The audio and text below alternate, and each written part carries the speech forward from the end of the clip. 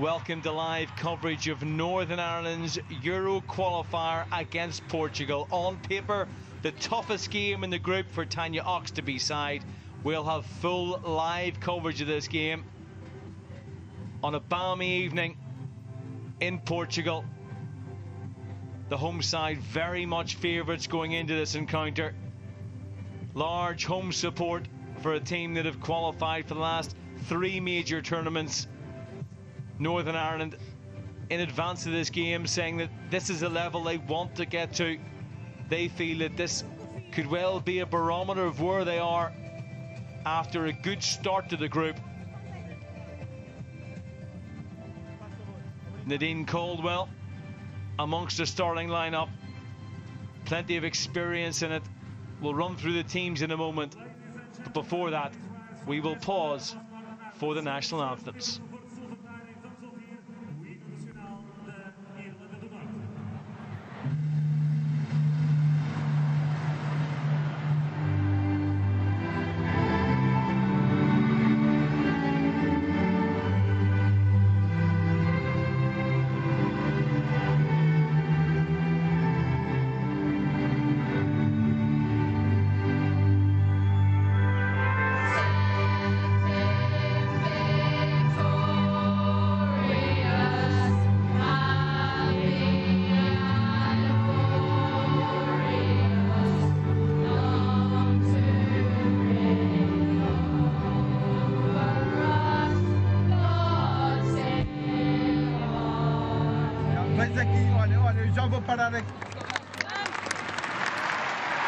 Ladies and gentlemen, please remain standing for the national anthem of Portugal. Senhoras e senhores, e agora juntos e a uma só voz, vamos cantar o hino nacional de Portugal.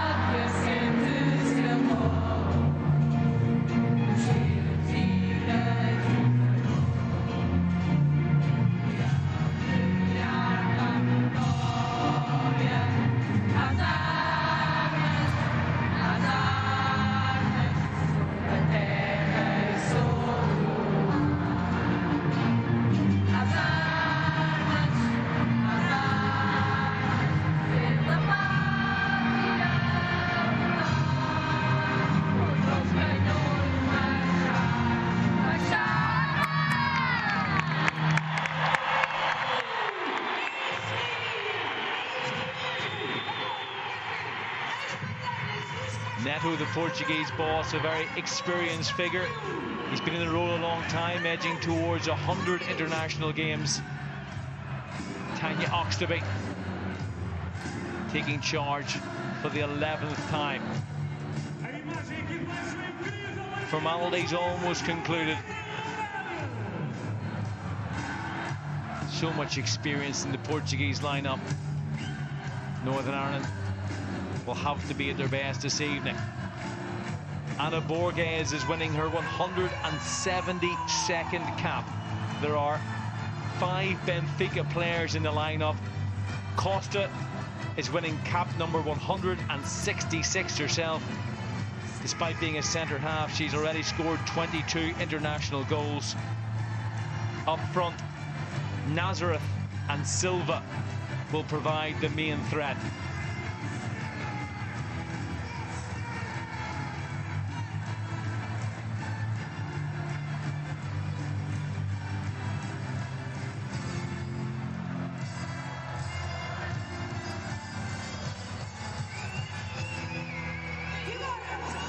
Hopefully we will see the Northern Ireland line up in a moment.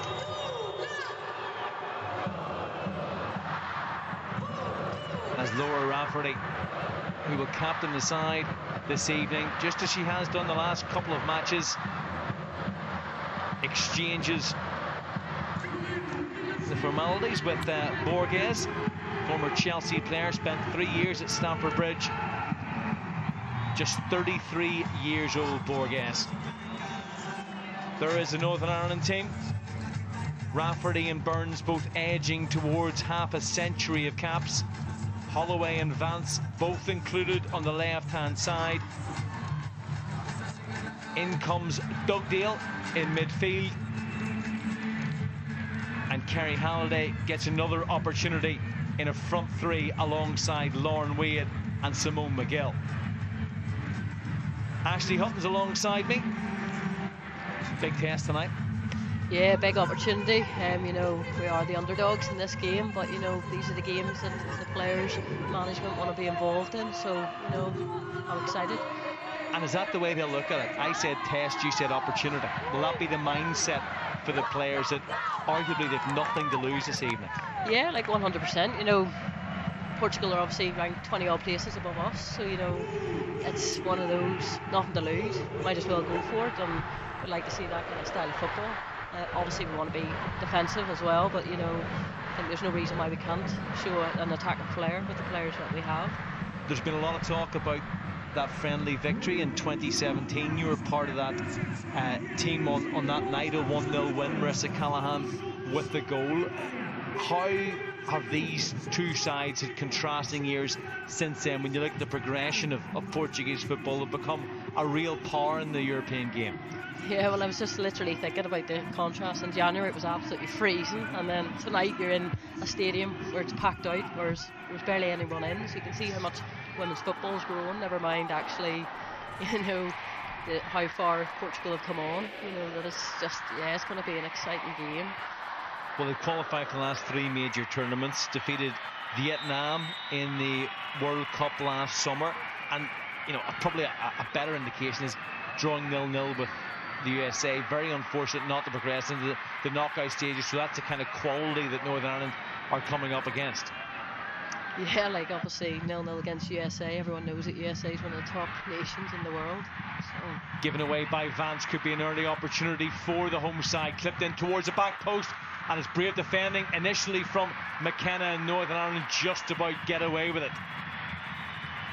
2 chances in quick succession for Encarnacio. Picked out in the middle. It was a really good cross to find her at the back post. I don't know how much Rebecca McKenna knew about it, but just about got her body in the way. We knew it was going to be difficult, but Northern Ireland can't really afford to give possession away like that in that area of the pitch to a side that possess plenty of quality.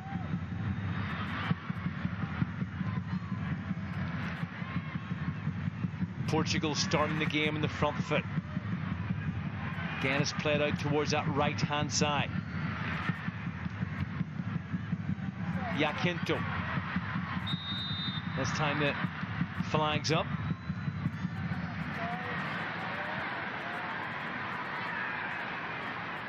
Jackie Burns doing well to get there anyway, just ahead of Jessica Silva. Another Centurion in the Portuguese lineup. Another one of the Benfica players as well. That's what Jackie gives you. You know, she's as a defence and playing alongside her for many years. She gives you that confidence for her to come out of her box, you know, to the edge of the box and try and claim or punch something, which, you know, that'll give the defence some confidence.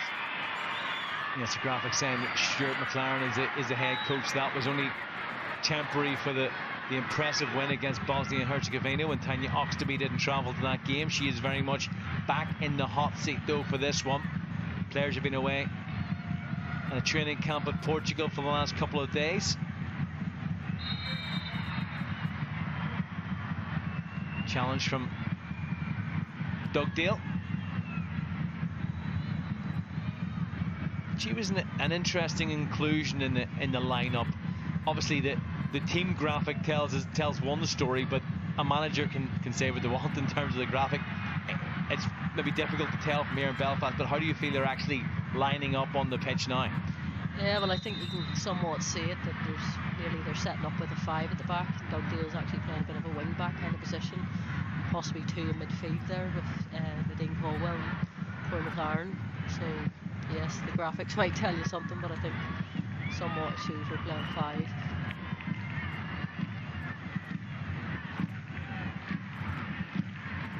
Here is Burns, should win her 50th cap at Moorview Park on Tuesday night. Jackie Burns, 17 clean sheets so far in her 48 games in 3 minutes here this evening.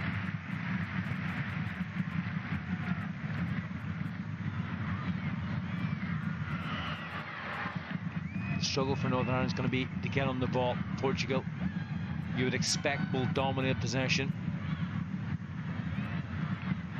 It's a loose enough pass, but the wing back just about gets there. It was Borges who managed to tidy things up. 172 international caps, a staggering amount.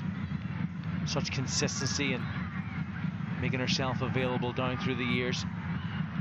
Just 33. Here's Simone McGill, made her debut as a 16-year-old for Northern Ireland, winning cap number 83 this evening.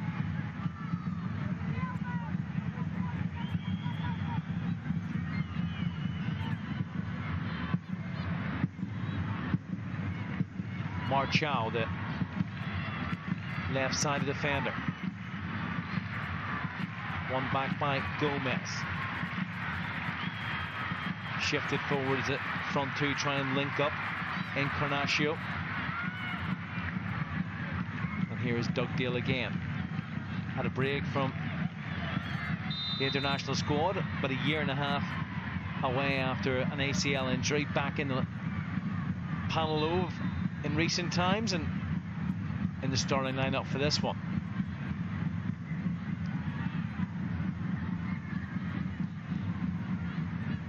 After that nervy start, Northern Ireland have started to sell. Holloway. Lovely play to flick it out towards Vance. Had just too much on it, but a really good idea from the visitors. Chloe McCarran just unable to link up with her Glentoran teammate Vance.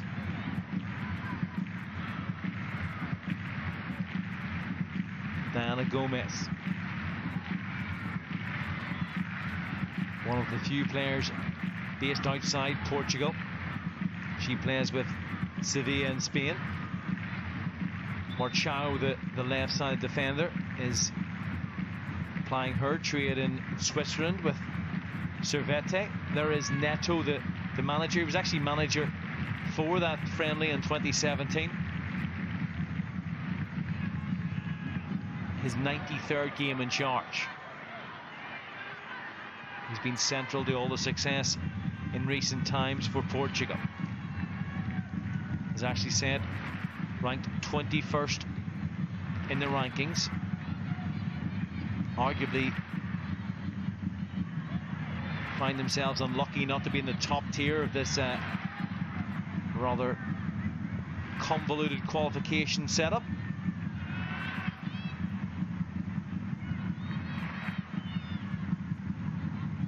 Rebecca McKenna, one of the first names in the team sheet, so consistent for the last number of years. One back. Here's Halliday's first involvement. Can't link up with Simone McGill, who does appear at this stage to have weight alongside her in support. So often at international level, McGill has to apply her trade as very much a lone striker.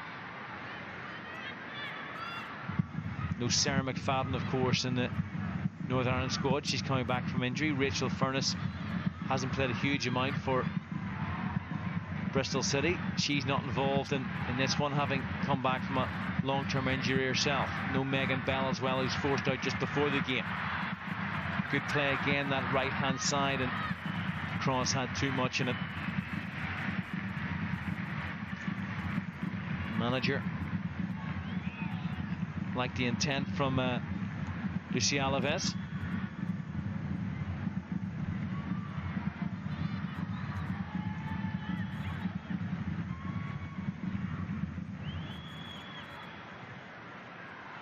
McGill can't win it. Shifted back towards Giacinto. A couple of times she's tried to play that crossfield ball. Portugal feeling that they can do damage down the right hand side. Borges. Back to Giacinto again.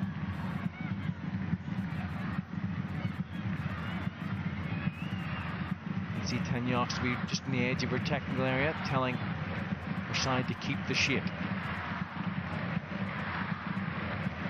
See, they're doing a great job there at the minute. You know, with 5 and a 2 and then a 2, and then it nearly looks like Simone's up top. Especially after those crazy first few seconds when they so easily could have been behind, and it says a lot about them that they've been able to settle back into that formation, and that they could so easily have been shell-shocked after that. Yeah, well, I think, you know, Tanya Oxley's set up with very much an experienced team, minus the likes of Kerry Halliday. So Dugdale, it's just come back. You know, I think there's a lot of players there that are 40, 50 caps, you know, so they know what they're doing, and you know, they need to just take a bit of seconds out of the game and just kind of relax. But yeah, it's definitely an experienced team. So Northern Ireland at the moment second in the group, unbeaten in their 2 games so far, as Burns and Rafferty link up, and Holloway gives it away in a bad position. Cleaned up though by Vance. Portugal pressing high up the pitch, and they've managed to pickpocket Northern Ireland a couple of times already. That looked to be a foul throw from Borges, but nothing given by the officials. You expect that the visitors will find themselves in this position on quite a few occasions, camped on the edge of their own box, having to be disciplined, having to be organised.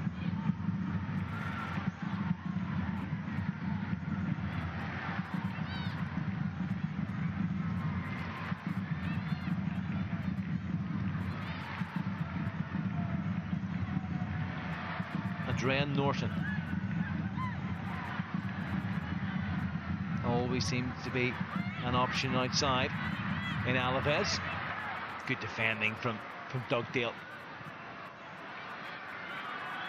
Vital interception from her. Back though with the home side.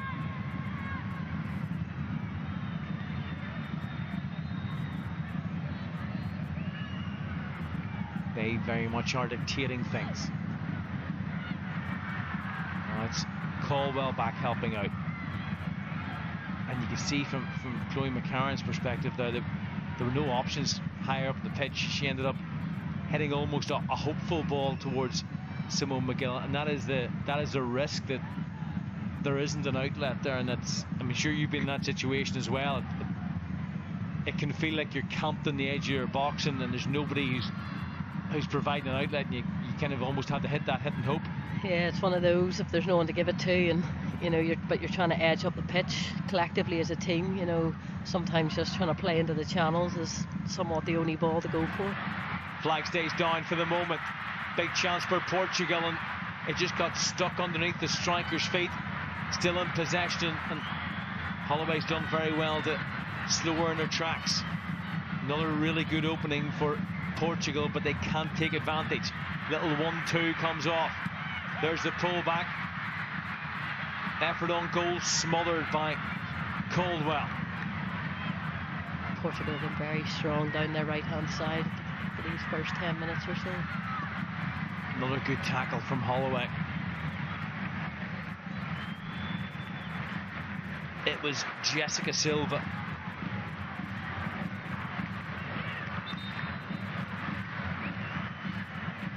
Oh, just flicked off her boot when she was attempting to step over, and that's something that Northern Ireland will have been very grateful for. One-on-one with Burns. Credit to her though, didn't commit herself, and yeah, she came out and narrowed the space down very well too, which is, you know, it was great by Jackie there. kind of forced the striker to make a decision.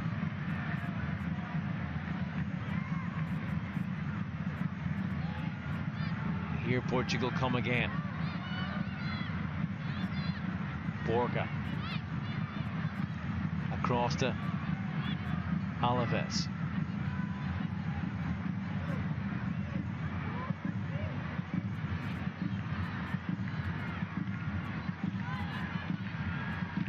Gomez. There's it back to Costa, who seems to be the sitting defender, if you like.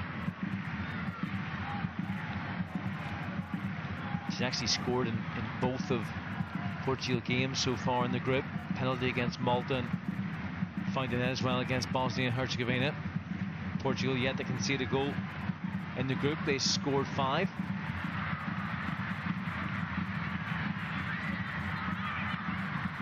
That's collected by Burns. Northern Ireland have played 4 games in 2024, unbeaten so far in the calendar year.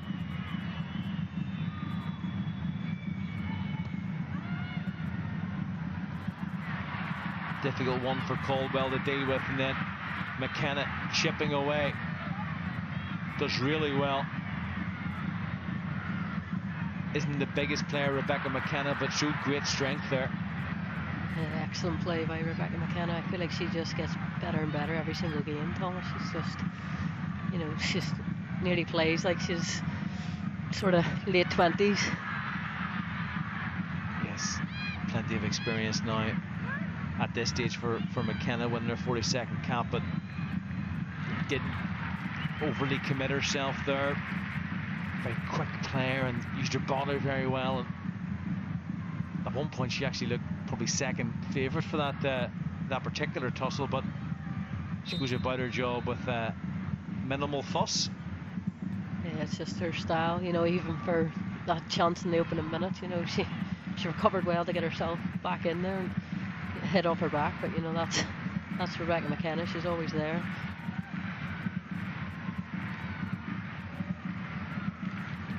McGill at the other end of the pitch. Looks up.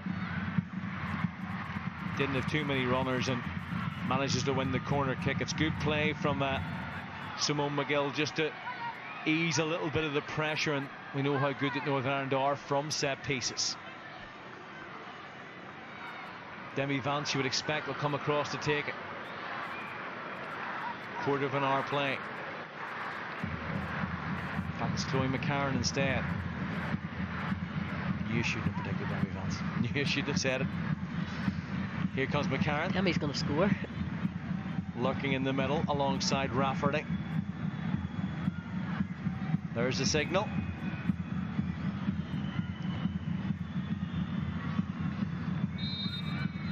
Northern Ireland will be working on set pieces throughout this camp.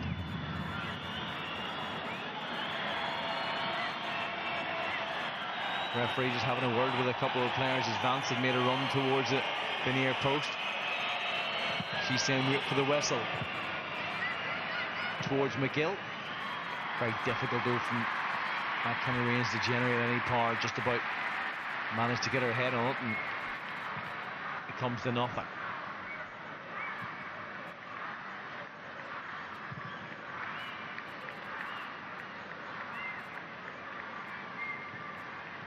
Best chances of the game so far have fallen to the home side. Massive opportunity in the opening seconds from the striker Encarnacio, and then another good one falling to Jessica Silva a couple of minutes ago. But Northern Ireland so far have stood tall and have kept the Portuguese side at bay.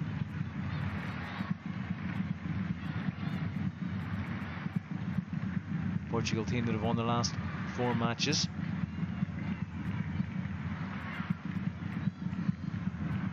Miscontrolled by Borja.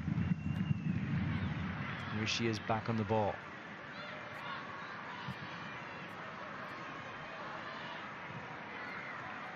Gomez.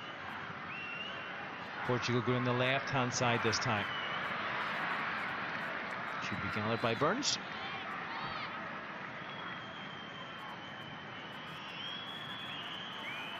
What have you made the opening 20 minutes? I think obviously from Northern Ireland are looking to keep defensive shape with that back five, and you can definitely see that Portugal are very threatening down their right hand side. So I think Demi Vance and Rebecca Holloway, they're going to be in for a long night, but they seem to have got the grips with that at the minute. And you know, yeah, Portugal will have the better chances, but you know, I'd like to see Northern Ireland maybe work a chance in the next sort of couple of minutes. But you know, it's been steady. Northern Ireland consistently tried to play it out from the back as the shot goes over the top.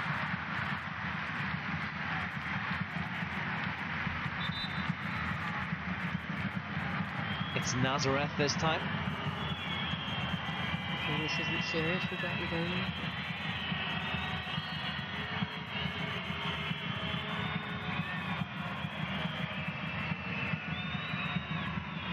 Just as she seemed to jump into the air there as we look back at that opportunity a moment ago. It's very much been a feature of the game, playing it out from the back and going through the goalkeeper.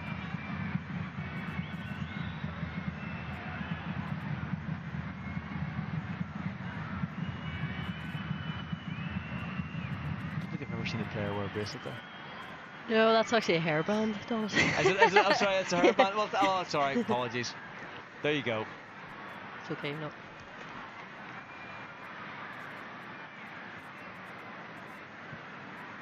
does look concerning from a Northern Ireland point of view as we move on from the hairband. You can see it's obviously a very warm evening. Lauren Perry, one of the backup goalkeepers, and well, she has spent a long time in the sidelines. Jackie Burns. This is another look at the incident. Don't think it was from the clearance, because it's just when she lands there that she seemed to clutch her ankle. Yeah, it's a difficult one. I know she's had Achilles problems for the last year or so, you know, I don't want that to be the case.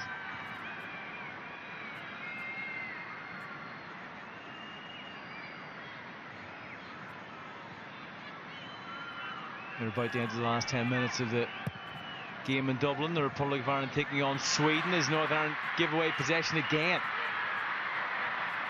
Can't keep on doing that. Rebecca Holloway, though, brave, bringing it out, and well, it's very, very risky. Yellow shown to Demi Vance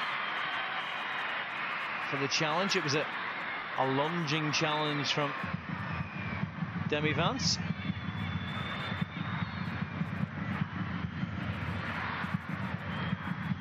But again, Northern Ireland very much architects of their own downfall, giving the ball away in that area of the pitch. And I think perhaps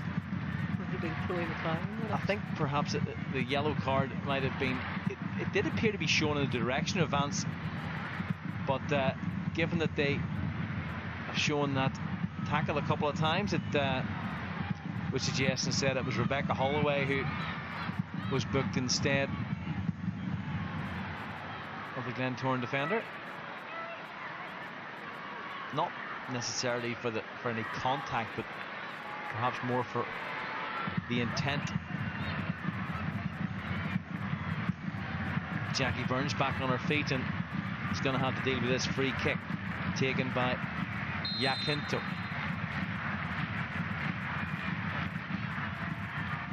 Effort on goal, parried, penalty. Referee says it was a push, pointed straight to the spot. It was Lucia Alves who went down. No hesitation at all. Good stop initially from Burns.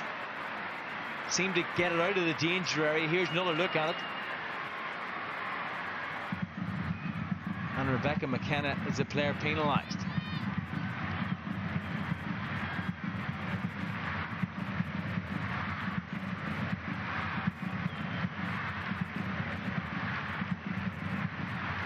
Portugal have a golden opportunity now to take the lead as we look back at a number of replays of the initial save from Burns. I think that's one of those ones where Portuguese players kind of clever, felt the contact and somewhat went down, but yellow for McKenna. Just the one query that Northern Ireland might have, and we've only seen the replay once, was the player actually in an offside position at that point, but we'll try and figure that out a little bit later. Don't think they were, but the ball has been placed. Costa scored a penalty against Malta. Can she make it 3 goals in 3 games in the group? She's taken her time, and she was very composed from the spot. Sent the goalkeeper the wrong way, and Portugal strike first. Carol Costa, international goal number 23 and cap 166.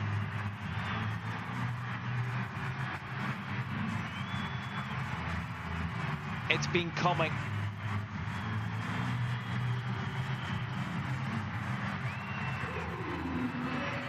Good spot kick. And Northern Ireland find themselves behind midway through the first half.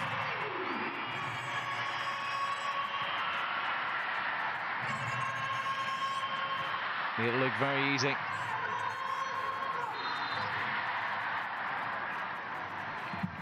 And she maintains a record of finding the net in every game in the group.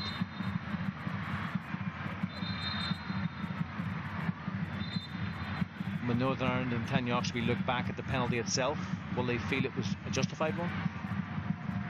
You know, I think nowadays when players get any kind of contact, they're looking to go down. You know, it's one of those, there's no hiding places really in football anymore.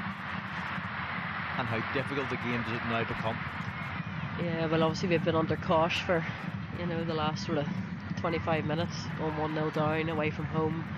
You know, it's important that we don't concede any within the next sort of 5 minutes. We keep our shape, but you know, Portuguese are definitely showing signs of being a great side, Thomas. They now have a corner kick, and there was very much that theme from the Northern Ireland camp in advance of this game, saying that all the pressure would be on Portugal. Tanya Oxtoby said that she felt that it was an indication of how far this, or a potential indication of how far this side had come in the short time that she'd be in charge.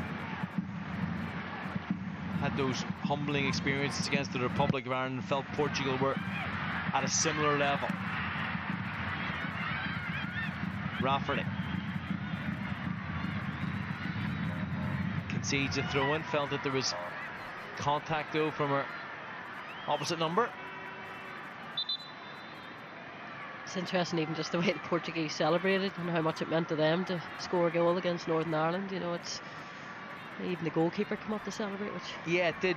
You know, like it almost felt like a night out before the game, because there was a DJ, there was a live singer, and there was a concert going on. Very much a party atmosphere, and I suppose that probably played into the celebrations, trying to get the crowd very much on their side, and the goalkeeper and everyone was getting involved.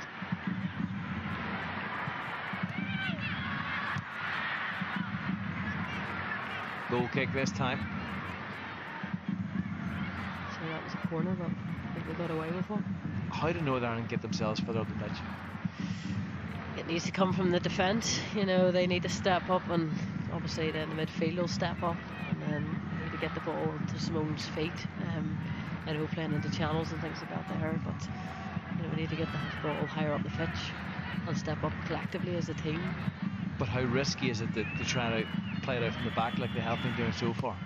Yeah, well, I think we've given away possession 3 times within sort of our own 18 yard, which it's a risky game to play, but it's obviously the style that Tanya wants to play.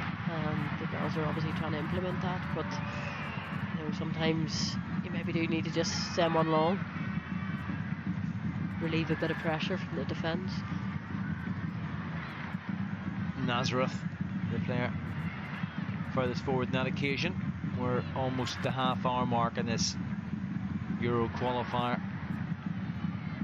Northern Ireland 1 down to Portugal.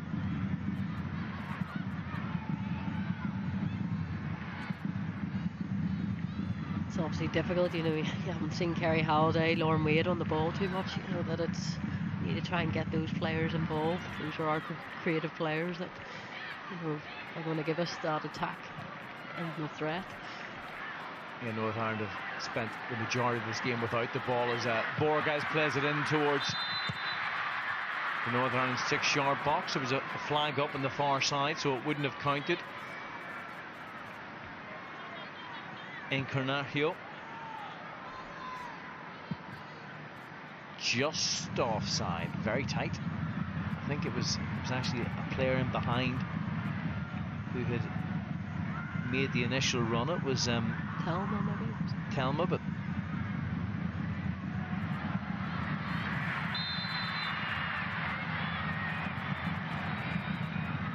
it's interesting that Portugal aren't afraid to even go over the top. I think somewhat from the last 30 minutes, Northern Ireland need to be very careful that their back line's not very flat. One ball's kind of beating everybody, as you can see from that image. It's a risky game. You need someone to give you a wee bit of depth, so there's a wee bit of balance in that back line. And you look at those last 2 offsides, are marginal ones. I mean, yes, on both occasions they were off, but it's right on the limit, if you like. Northern Ireland stepping up as a unit. Here's Holloway.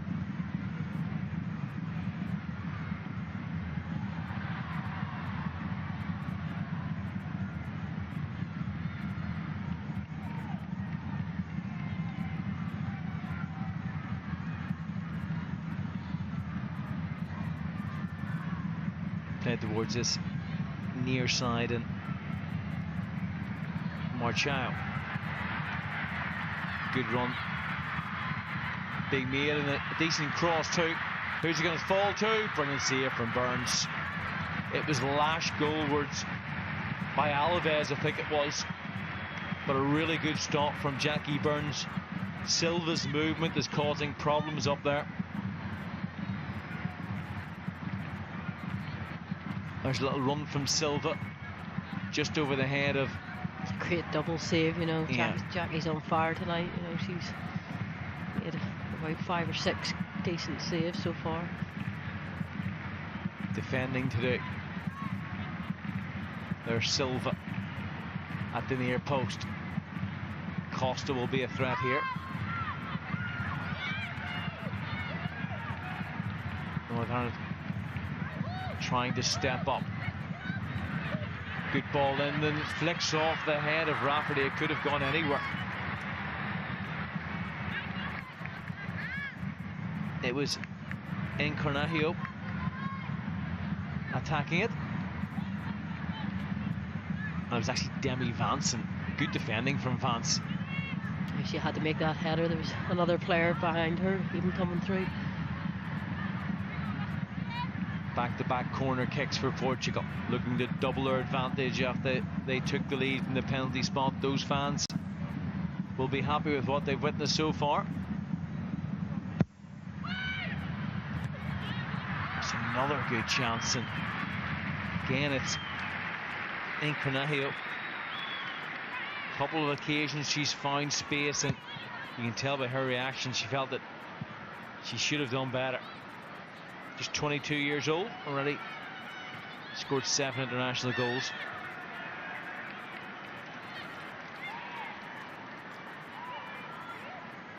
Sweden have made sure of the 3 points in Dublin, 3-0 up against the Republic of Ireland.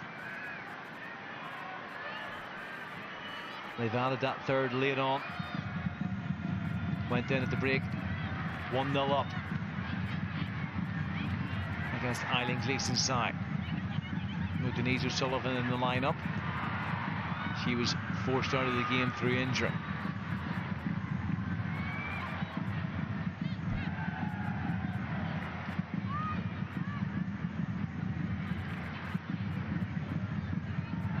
Nice little bit of footwork in the far side from Alaves.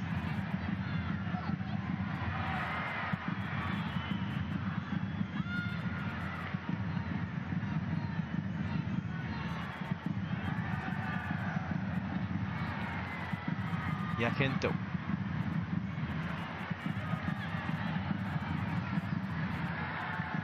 Marchal seems to be having more of an influence in this game. Here's Halliday. Just 19 years old, very much viewed as a rising star of the local game. Good strength from Caldwell, brushed off Silva. Here's Vance. Northern need to get their foot in the ball. Easier said than done, though, against a really good Portugal side playing at home. With the 1-goal advantage, they very much have the momentum.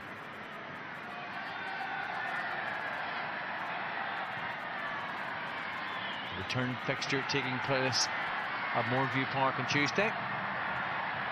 Ball over the top, flag up. Again, tight. Credit to the Northern defensive. When they've stepped up as a group. You can see the frustration from Silva. The decision was right. It's a good high line by Northern Ireland. It's the third time I think they've been put offside, so it's positive.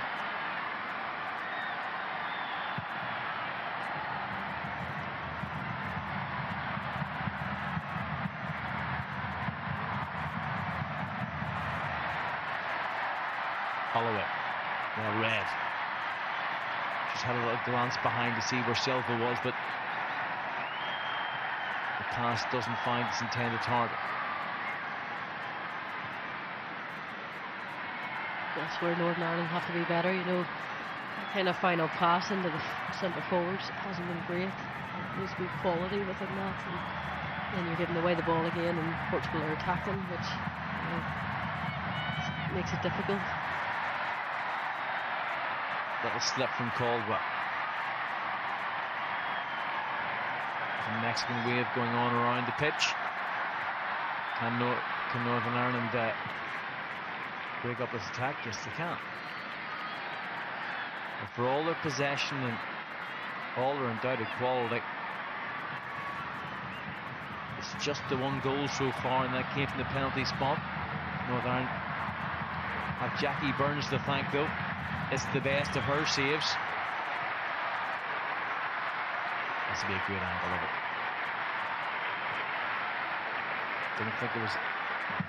Didn't look like it was hitting the target anyway from that angle, but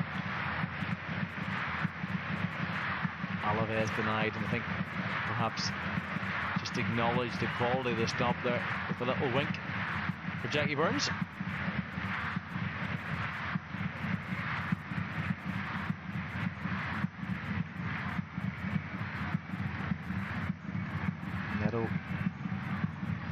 Wearing the suit on the edge of his technical area when the majority of the supporters are in shorts and t-shirts.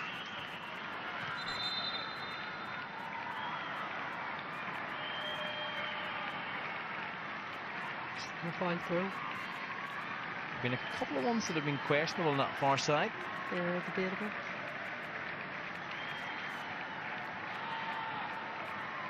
Northern Ireland have plenty of experience and quality on the bench, the likes of Marissa Callahan and Cara Hamilton, two very notable players from the start.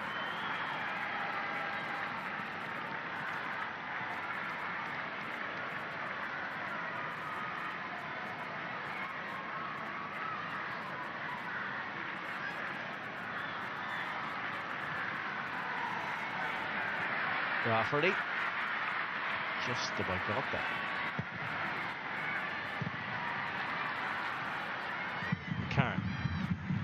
She'll want to take it down and play it on the deck as McKenna then looks for the run of McGill.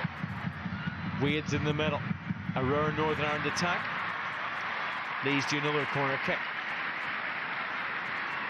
And both times that Simone McGill has got the ball in that area, she's managed to win the set piece. As we look at images of the Mexican wave,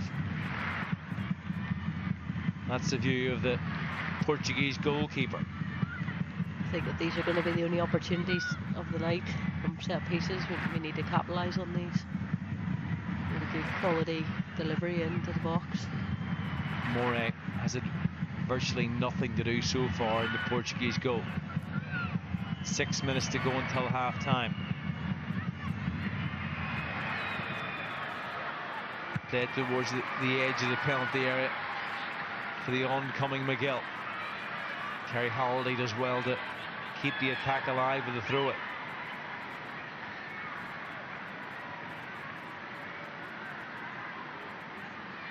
It's nearly interesting that Tanya has switched out Debbie Vance on the deliveries and put Chloe in. And it's the same type of corner both times, looking for the run of McGill in from the edge of the box. I think, judging by the reaction of McGill there, she almost said it's not going to work out. You know, it's maybe mix it up next time. But the ball still very much in Portuguese territory. Marchal can't get there. McKenna tries to play it through to Halliday, who'd made a good run.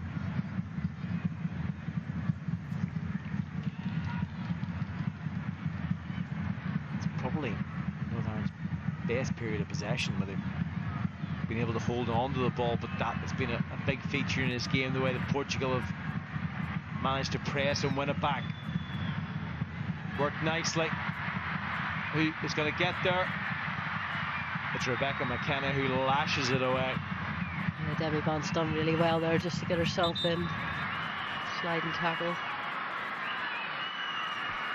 But again, it's from Northern Ireland's loose pass, or playing the ball into dangerous areas where maybe there's two Portuguese players swamping round. I think it may not have been a slip as well for Demi Vance, but managed to get the ball, and then the player clattered into afterwards. Referee signals the play can get back underway.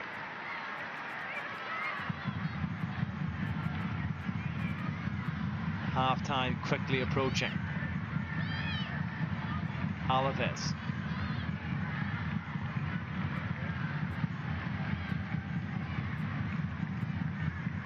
Jacinto whipped in from the right hand side, and again, not for the first time this evening, Burns holds on to it and tries to usher her players further up the pitch.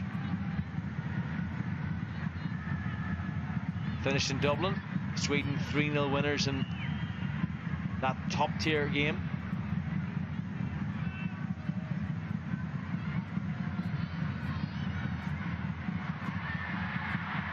In this group, the other game taking place this evening, Bosnia-Herzegovina winning their first points of the group with a 1-0 win away against Malta.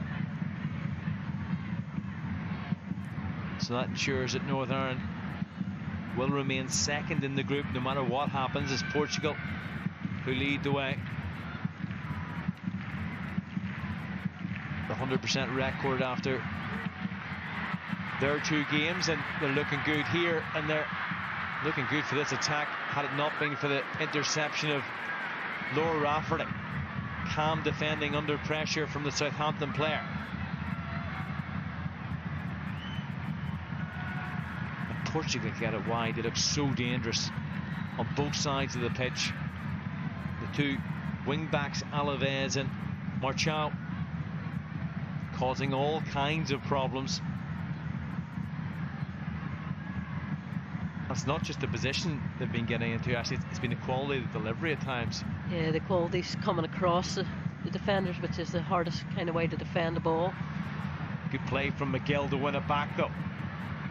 Can Northern Ireland catch Portugal on the back foot? They got themselves a free kick after good footwork from Holiday.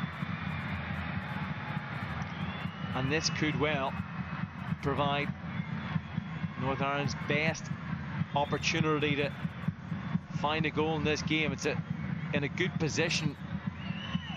Holiday seems to have hurt herself as well in the process. It was a flying challenge. You could say the yellow card maybe should have been handed out, you know. Yeah, given the fact that Northern Ireland have already received 2. Holloway and McKenna for the challenge that led to the penalty. Final minute of this first half.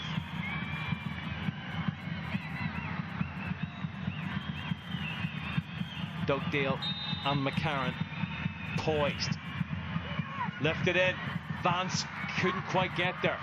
And then Halliday unable to force it goalwards. Well defended by Portugal. There's a good run being made by Demi Vance, and just taken off her head now. The home side go in search of a second themselves. Shot taken early. Good positioning from Burns.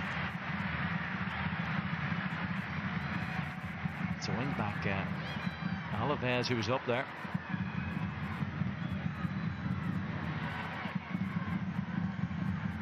I think Northern Ireland just need to kill the game and get us into half time and regroup. And obviously Tanya will have her tactics to go through, but you know, it's important that we go in with this score now.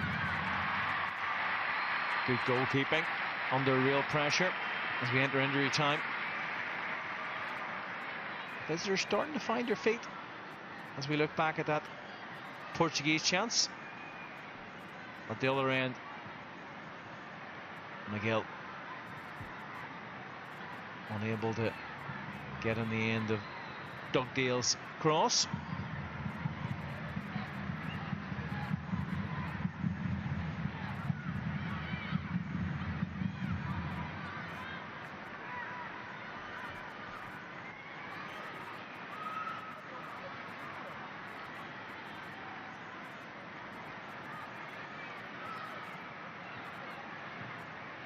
Worked out towards the far side. We played a minute of the allotted 3 in first half injury time.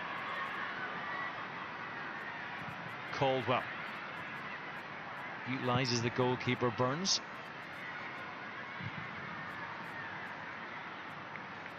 That's how to play for a throw-in on the far side.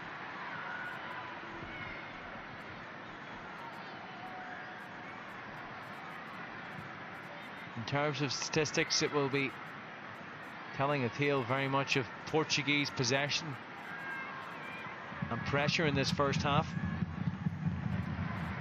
They will feel that they should have added to their 1 goal. That was from the penalty spot. Carol Costa sending Burns the wrong way, and apart from that, those supporters haven't had any more goals to cheer about.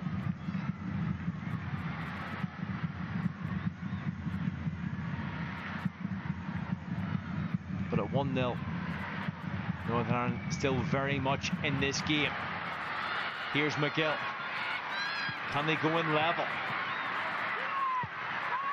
Holiday couldn't get the ball under control, and Holloway does that very well to win it back. I think the referee spotted an infringement.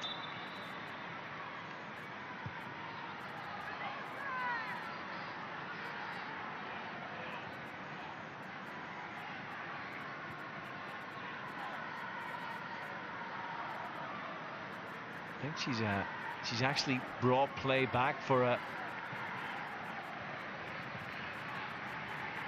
Northern Ireland free kick, perhaps for an offside in that last attack, when you probably feel that advantage would have been more beneficial.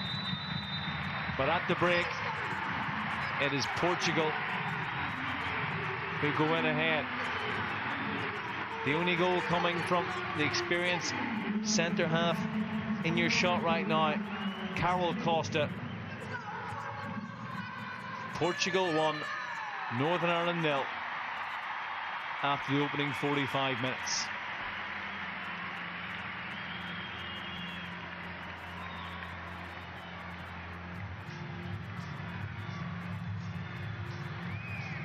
And Northern Ireland women's record goal scorer Rachel Furness will be hoping to return to the international stage soon. She has been speaking to BBC Sport Northern Ireland about her potential return and has also discussed her battles with mental health. I am Rachel Furness, Northern Ireland's record goal scorer, and this is my story. Rachel Furness has announced on social media that she is planning to step away from international football for the foreseeable future. Was it a decision that was a long time coming, or was it a sort of a spur of the moment thing to sort of say, right, I need to take this time away? It was a long time coming. I think it's something that maybe built up for a number of months. Mental health has really impacted my life a lot, and people think because, you know, you're Rachel, you're Fernie, the footballer, they don't really think, you know, as me as a person, what do things look like off the pitch. Some personal problems away from football as well. At a point before the Euros, I was thinking, can I continue to do this? But, you know, the little girl in me, you know, I wanted to play at a major tournament. I wanted to go and experience that. The memory I take away from the Euros is standing in front of the fans. Walking out for your country is a massive honour, but that's a special moment I take away, because being at the Euros,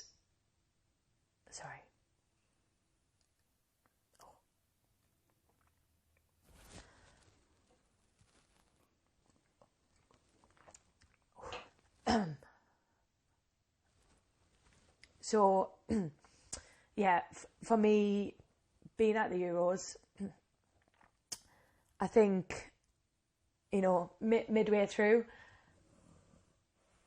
I guess I was ready to go home, which is, you might think it's crazy, but I just wasn't happy.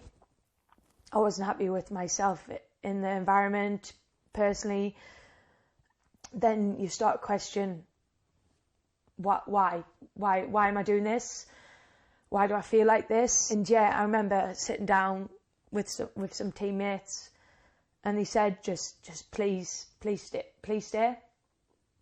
You know, you have worked so hard to get here, and I did, and I'm glad, because I go back to that moment with the fans at the end, and I'm thinking, that was all worth it. At the end of the Euros, I sat down, I had some conversations about how I was feeling, but it was tough to get that across of how I felt. I did blame myself for a lot of that, because I guess before I'd spoken to somebody, you do just blame yourself. When I did step back, it was a long time coming, and one of the hardest decisions. One that, you know, 2 years on, and you can tell it still touches, it still means a lot, but one that, you know, I can comfortably speak about now, and know I'm in a much better place for that. You just won promotion to the WSL with Liverpool. You'd got the Sports Personality Award from Jurgen Klopp a few months before you were top goal scorer in Northern Ireland's history. Your announcement caught a lot of people off guard. Mm-hmm. Did allowing yourself to show that vulnerability surprise yourself? Yes, yeah, everything just seemed in place, and on a football side of things, everything just seemed like it was going like really well. I didn't play for Northern Ireland for 7-8 months after the Euros, and it was some of the hardest months of my life, trying to still be a fan. I was proud of the girls, but I needed help. Yeah, I wouldn't say I went through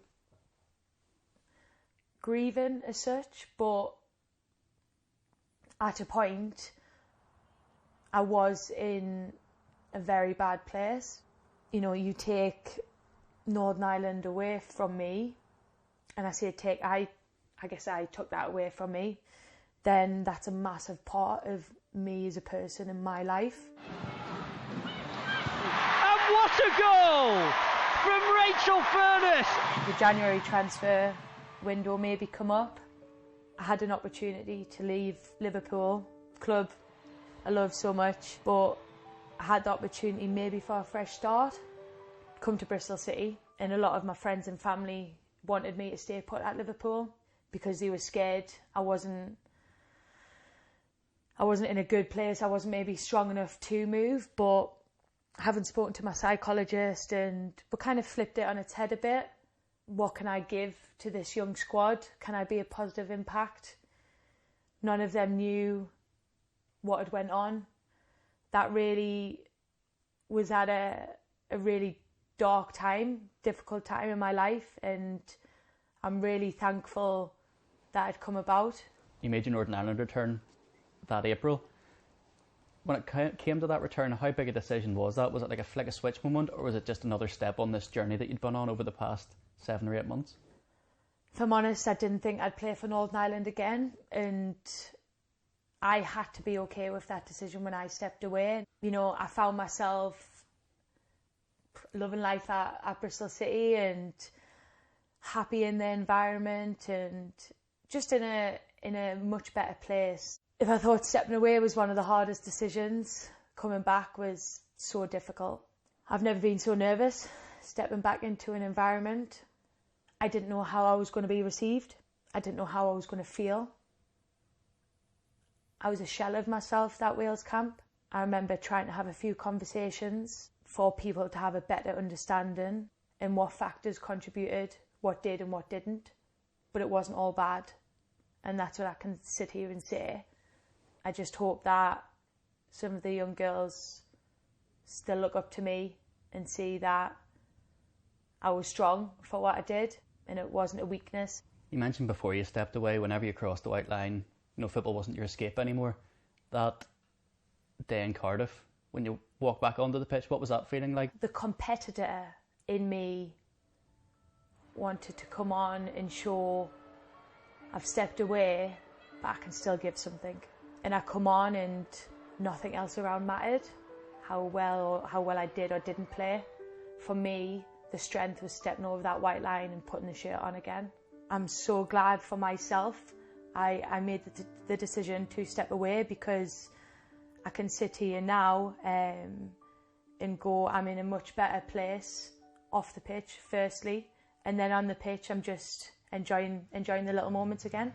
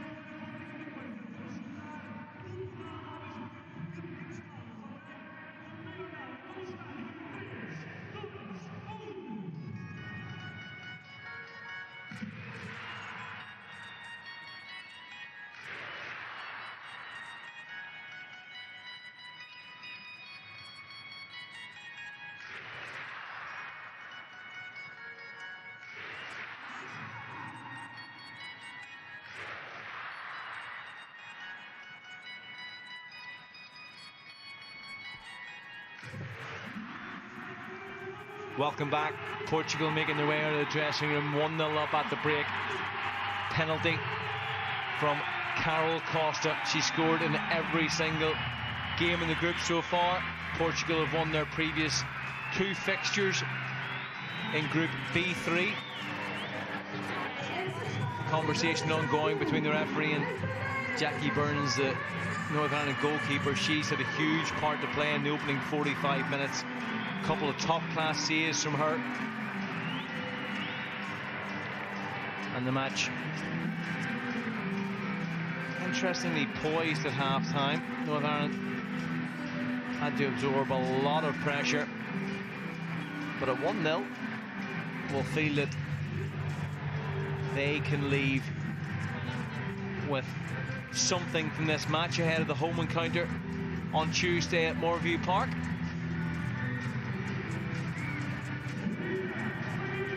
Stuart McLaren alongside Tanya Oxtoby.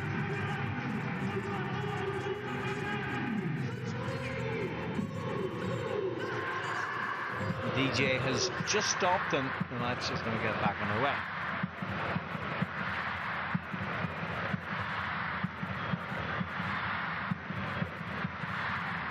The officials just waiting for the OK from the sideline. Portugal to kick off in this second half. I don't think there have been any changes at the break. And what would you like to see change from Northern Ireland's point of view, Ashley? Well, obviously we'd like to see Lauren Wade on the ball a wee bit more, especially Kerry Halliday. You know, you've seen there when Kerry Halliday did get on the ball, she would look to play Simone McGill in, and we nearly created a chance from it. So, you know, I think it's important that we get our players that are further up the pitch as well. You know, the likes of defence, if we can step up, and the likes of the midfield and get a wee bit closer to those 3 players, then, you know, and just create a few more chances. How difficult is it for the likes of a Kerry Halliday or Lauren Wade to try and have that impact on the ball when a lot of their role in a game like this is going to have to be defensive? Yeah, but that's it. You know, they're all, you can see even from there, you know, they're both in there defending, giving protection, so, you know, it's difficult. Portugal on the ball, they looked very comfortable at the back. I mentioned all that experience in their lineup, particularly in the back line of Borga and Costa. Over 300 caps between them. Making headway again on the left-hand side. It's tackle from Doug Dale, who's come into the starting lineup. Into the midfielder, Jacinto. Holloway got her head onto it, but it's recycled by the Portuguese.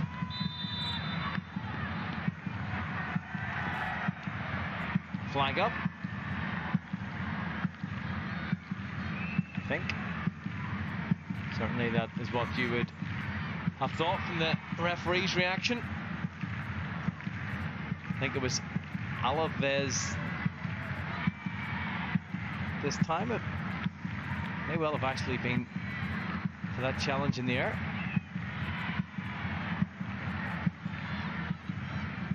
Oh, actually, it was a subsequent pass a couple of seconds later, and that opening attack in the second half comes to nothing from Portugal's point of view. Here's Vance. Didn't get too many opportunities in the opposition's final third in that first half. Back to Caldwell, but look at the pressure being put on by Portugal in the end. It was a poor pass from Wade, but it's the type of play that Tanya Oxtoby wants to see. Maybe the likes of Vance being given a little bit more freedom up the pitch.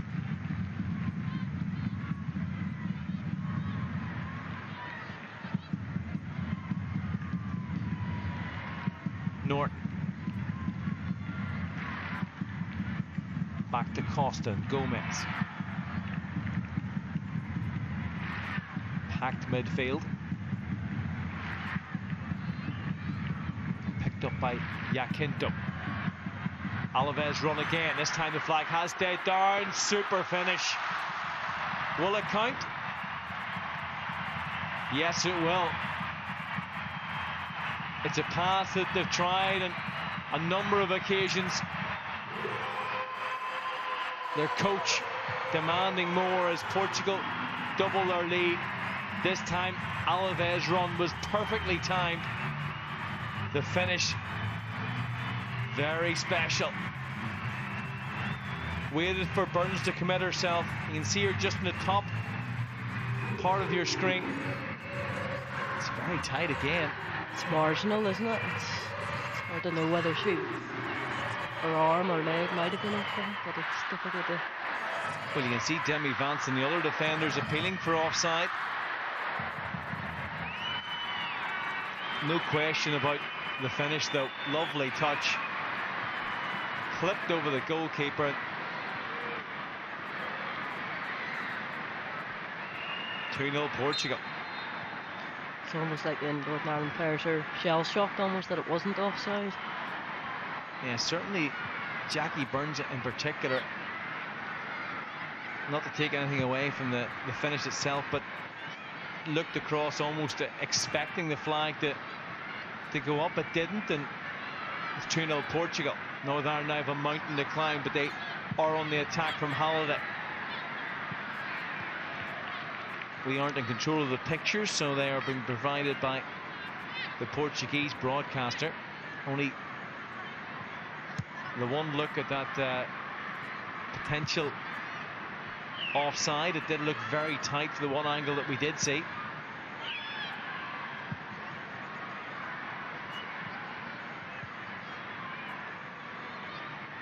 Borga.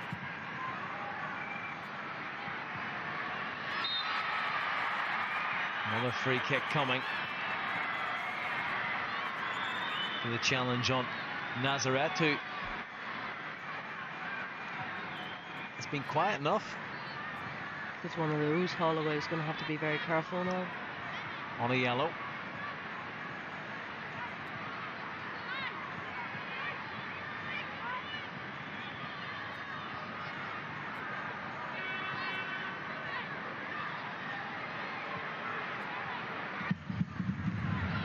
The hairband still around the arm. I have to say it's one of those fancy hairbands, Thomas.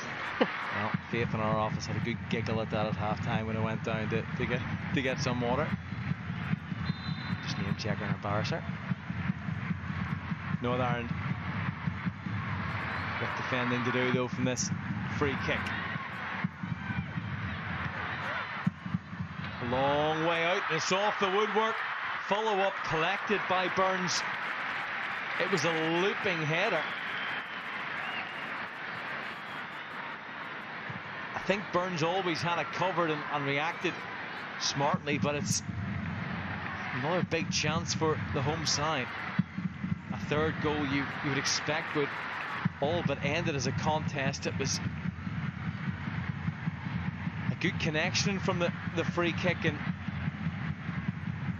we may well look at a replay of it in a moment. But it clattered off the crossbar.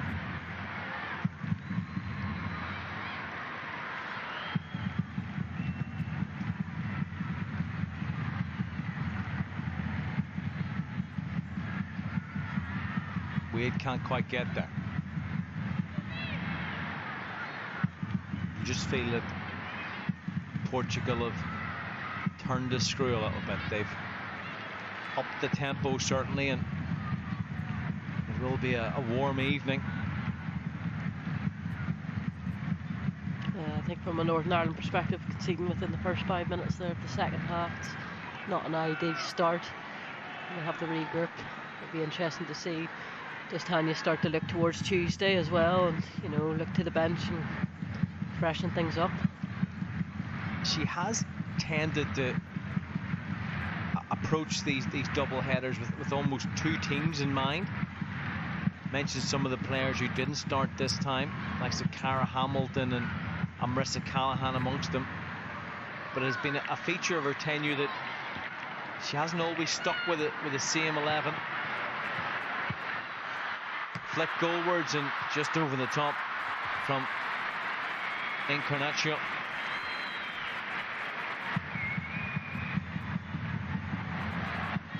very dangerous within the sort of box, sort of third, fourth opportunity. Had that big chance in the opening minute. Telma Encarnacio.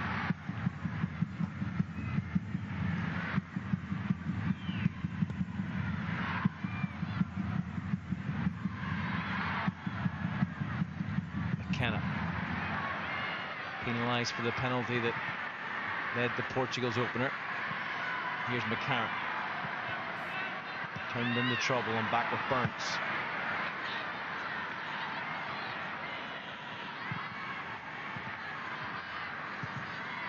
So much better.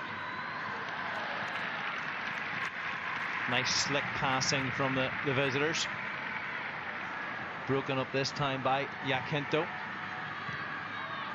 Difficult one for Caldwell to try and control from the throw-in and give him possession right back to the home side.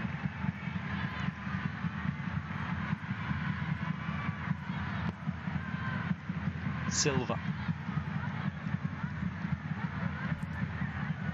Costa, the opening goal scorer. Borga, the captain.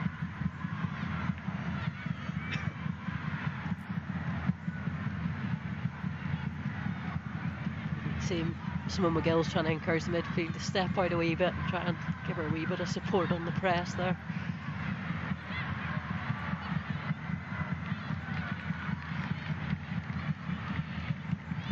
Jackie Burns wanted to use it quickly and I think then realised it was probably better for the side to reset.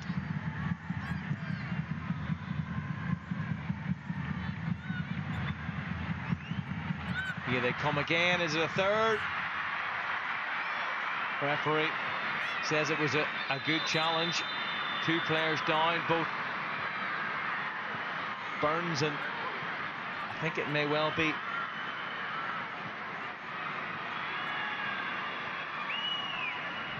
Nazareth. Home supporters aren't happy, and Jackie Burns done well to get a foot on that ball. It was brave for coming out, but you can see she got just a slight touch. A vital touch. There's certainly contact afterwards, but if you just look here, that outstretched left leg, almost the studs of Jackie Burns, managing to get there first, and the worry being though that it's that ankle again. The knee as well. As we look back at that effort, I think it was a Borga actually, it was Borga. Such a long way out.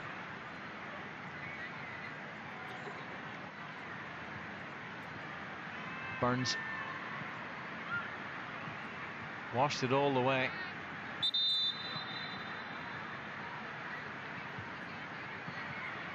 Gathered it just before Costa could not in a second.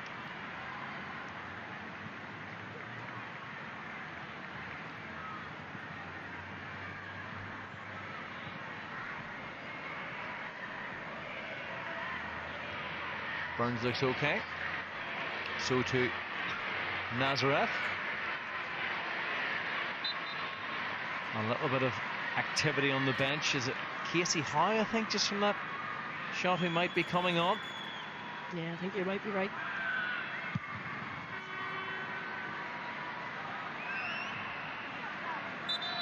Wearing the number 22 jersey. It's Chloe McCarron, who is going to make way.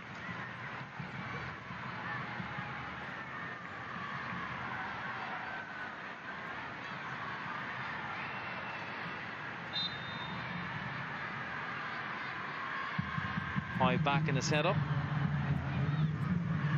Now playing for Athlone, just 21 years old. Just her second competitive cap, or fourth overall. Will provide real pace and look to try and get Northern Ireland back into this game. Yeah, I'm not really surprised actually that Casey Howe's come on. She's scoring every week at the minute for her club team Athlone, so she's a player on form, and you know she deserves rightly to be getting minutes tonight. Are you maybe more surprised at who she's come on for? Yeah, that would probably be, because I'm interested now to see what shape or whether they take the two away from the midfield that are protecting the defence. Numbers forward here. That hasn't always been the case. Simone McGill lunges in and fouls the goalkeeper, just acknowledges that and apologises for the contact. You can see there Howe making an immediate impact in the game there. You know, looking to play into Simone. And she did the same against Bosnia and Herzegovina in that away encounter. A direct nature.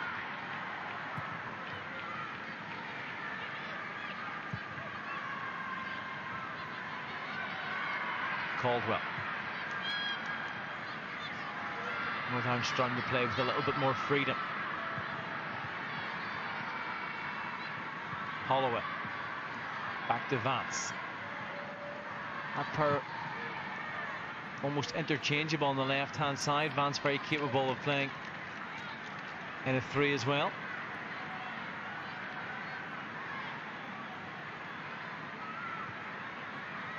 Doesn't look that happy, the Portuguese boss.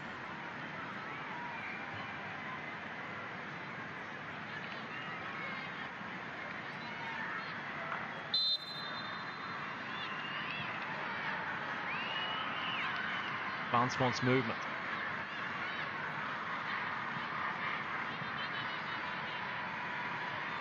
McGill goes down, but the referee was well positioned.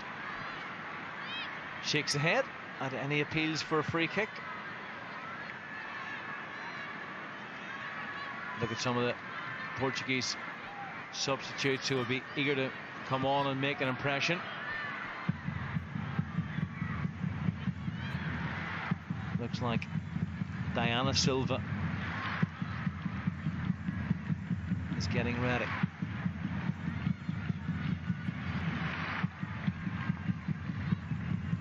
Just past the hour mark.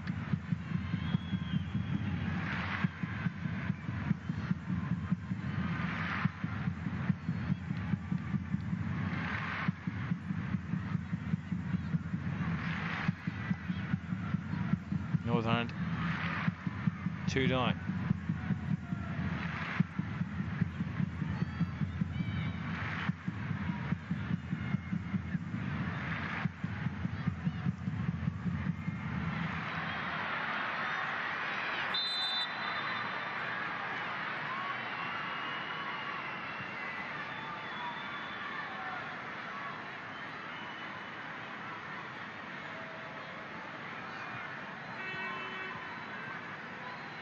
Rebecca McKenna feeling the full force of that challenge.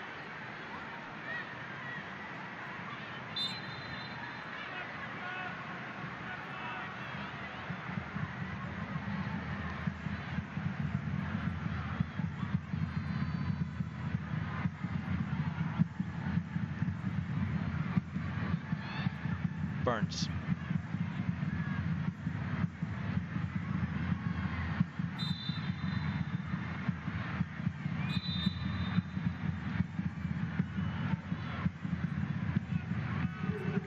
Here comes that change.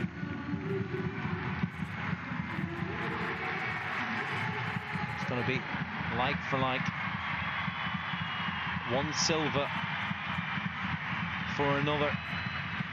Off comes Jessica.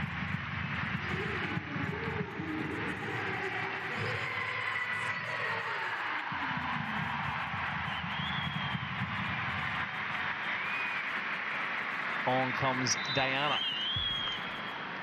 3 Silvas in all in the Portuguese squad. Dolores also on the bench.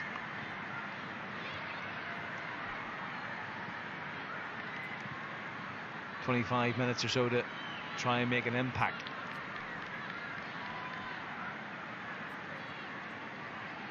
Portugal very much in control of this game.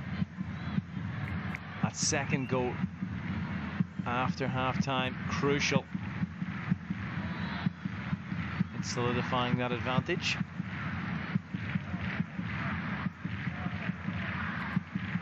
Oh, it was a brilliant one by that player, Alaves.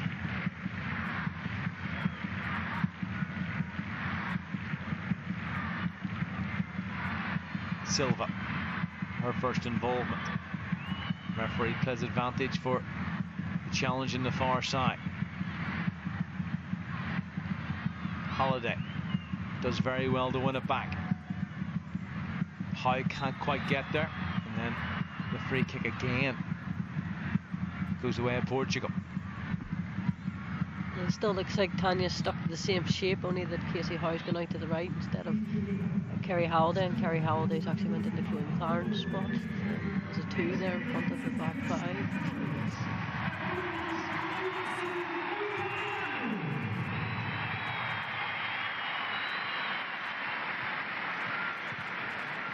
I think the attendance was just announced inside the stadium to the rapturous applause of the home supporters. It's a very impressive arena. Well worked towards Alaves. Tries to lay it in the plate for Silva. It was well saved by Jackie Burns. I don't know how much she knew about it, because it took a deflection on its way towards her goal, and Northern Ireland survive again. They've certainly found themselves very much in danger of conceding more goals, but Burns has been in top-class form. Vance, nobody up ahead of her. Holds on to the ball, but can do very little else with it. And that pretty much sums up the game so far from Northern Ireland's point of view. Silva. Pressure from Holloway is enough to force a substitute into a sliced effort in front of goal. Holloway did well.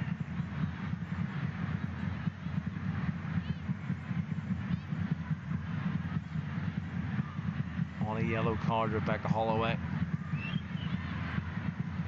had that challenging moment to go and had to make sure that she didn't get the wrong side that time.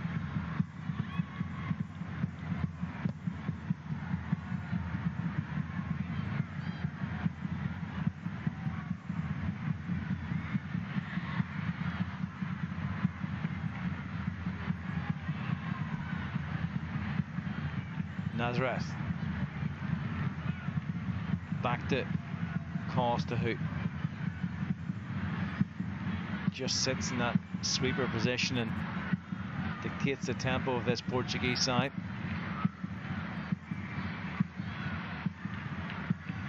It's a good pass to cut out 2 or 3 players, but Vincent recovers well when it was threaded through towards the striker. You can see the frustration on Encarnacio starting to build up. Hasn't quite been her night so far, even though Portugal have a 2-0 advantage.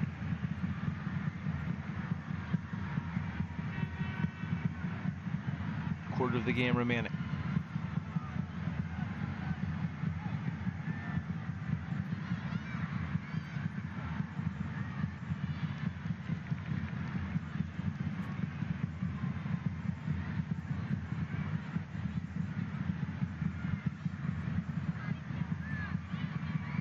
Costa again managed to pick out a teammate with a long ball, but this time it's won back by Caldwell. She tries to force it forward into the path of McGill.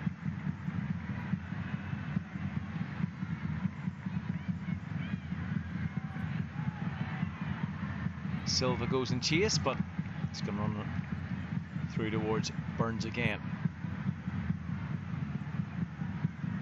2-0, but it could have been many more had it not been for Jackie Burns. Yeah, I think the return of Jackie Burns has been phenomenal, and it gives us confidence from defensive. I think she's one of our key players.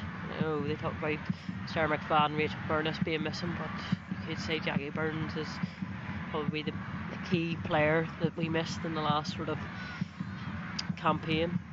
So comfortable in possession, as well as the kind of fundamental shot-stopping elements of being a goalkeeper. Rafferty took a chance again. That's hacked away by Halliday.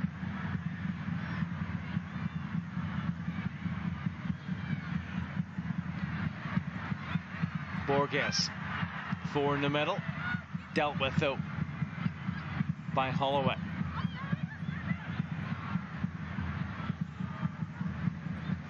Wade wants it back, links up well with McGill. That pair have been starved of opportunities in the opposition half.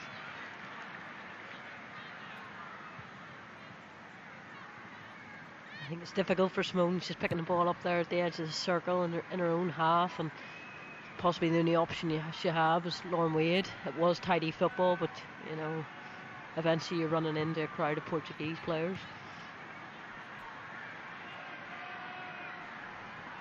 Picked up by Jacinto. Norton.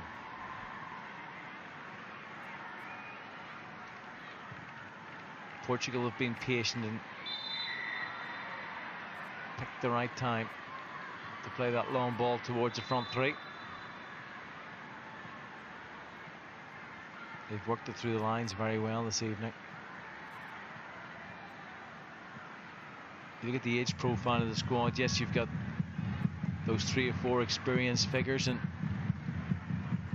terms of the Centurions, but it's also a nice blend of younger players as Northern Ireland prefer to make a double change. Brenda McPartlin, the first player to come on, followed by Louise McDaniel. It's been in and out of the squad over the last year or so.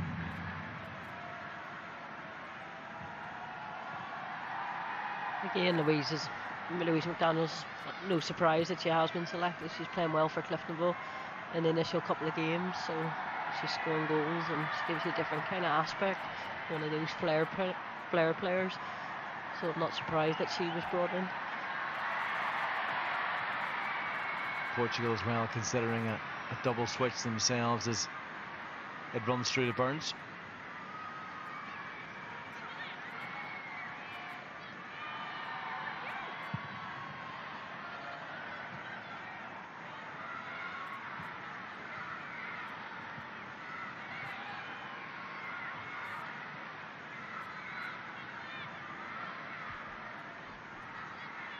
Jacinto.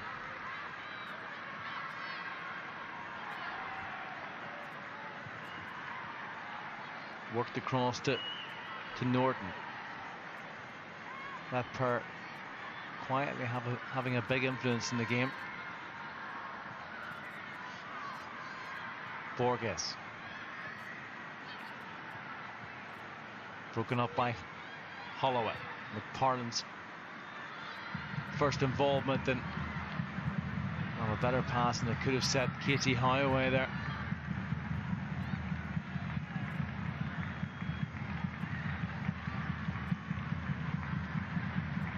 Just less than 20 minutes to go in this Euro qualifier.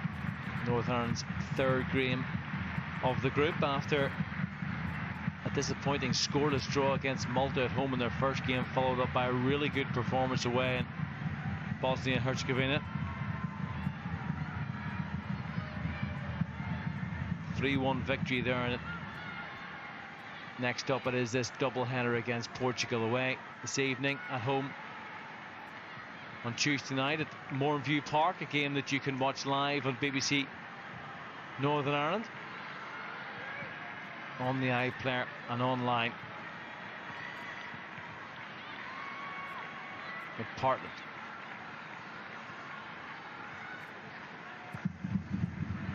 Again, Northern Ireland not afraid to play it out from the back.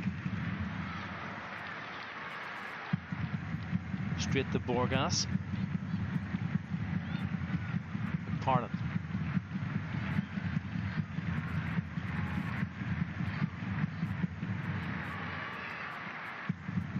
Can the visitors find a goal and set up a big finale?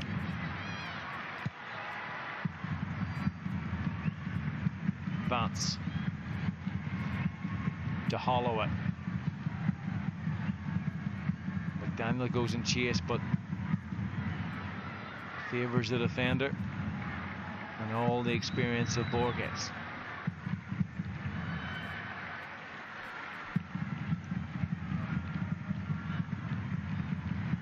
Here she is on the ball. You can see Tanya Ox to be just at the edge of her technical area, trying to direct the players to try and push up. It almost paid off, but the shot blocked from Casey Howe. One back though by McPartlin. McDaniel, the other substitute who was introduced a moment ago.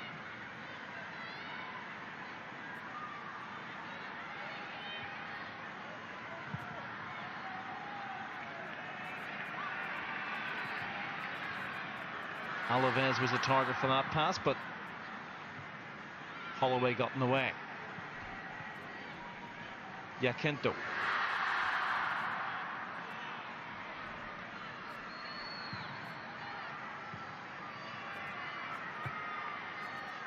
Mentally draining as well for Northern Ireland to be out of possession so much here.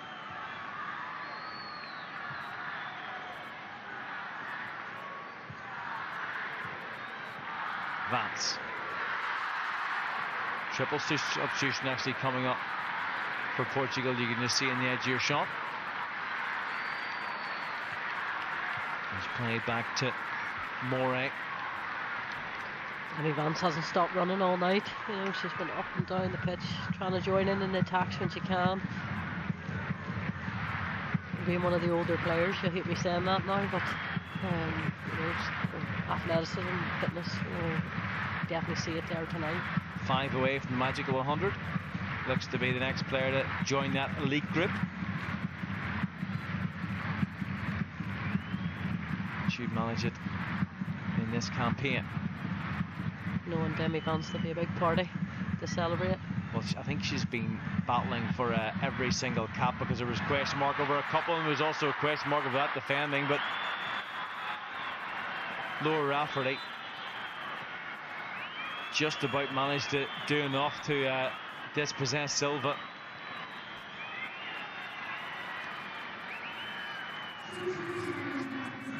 Presence just enough after Jackie Burns got there just ahead of the striker initially.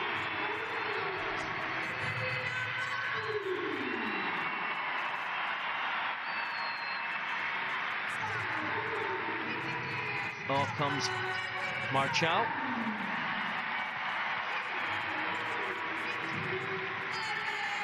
Incarnaccio.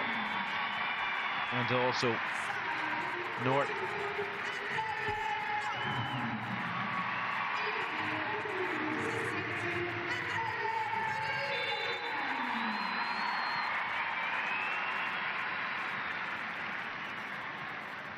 Faria comes on, the 24-year-old from Benfica.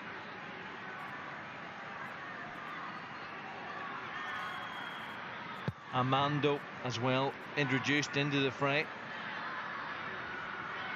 for her 35th cap. So Portugal mixing it up for the final quarter of this game. Diaz, another introduced. Striker now playing in Portland for the Thorns, yet to score at international level.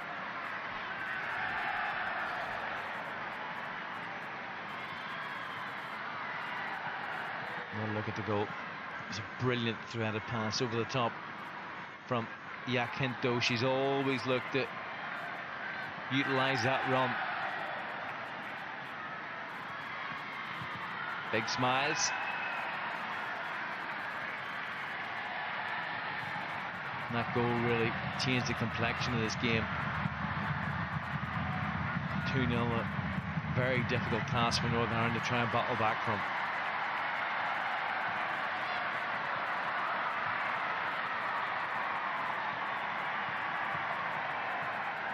There's confirmation of our coverage on Tuesday night from Moorview Park, the return fixture in this doubleheader.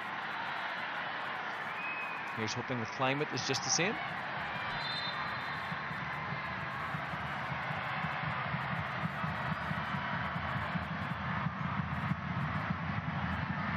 Rafferty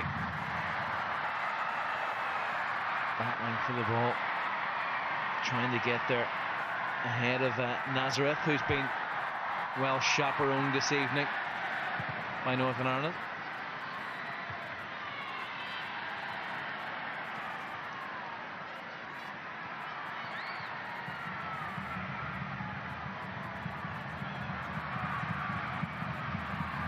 Just over 10 minutes to go. Borges looks to go long, and the pace of Silva very evident. Alaves, who scored that fantastic second goal. Holloway just done enough there just to somewhat get herself back in there.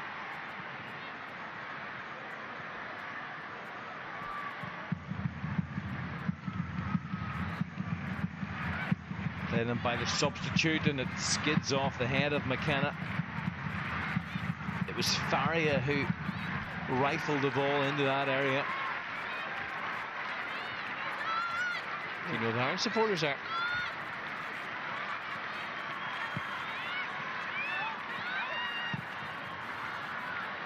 Here it comes. It was a Portuguese head who got onto it. I think it was Silva. A couple of players attacking that space. Back in again. And collected by Burns.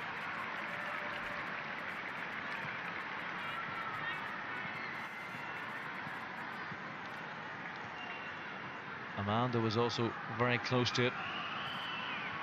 Northern Ireland yet to muster an attempt on goal. Portugal have had 13 of them, 7 on target. Jackie Burns called into action a number of occasions. The best stop was the one in the first half from Alaves.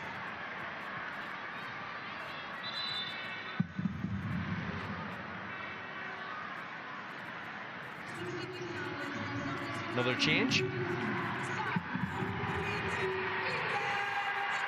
And it's Nazareth coming off. She will be replaced by Joanna Martins.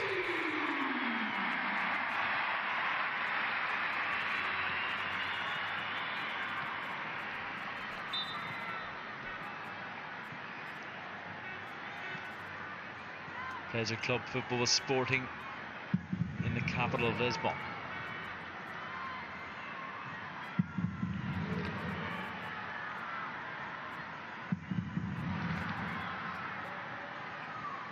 This certainly looked like the toughest game of the group on paper, away to a really good Portuguese side. There's the same run. Flicked over and flicked in. It is 3. It's a virtual carbon copy of the second goal. This time, though, it was Amado, the substitute, not long on the pitch, who showed great composure to lift it over Burns. That makes sure of the points. Portugal are going to make it 3 from 3 and 9 points to start this group. Frustration from Tanya Oxtoby's point of view.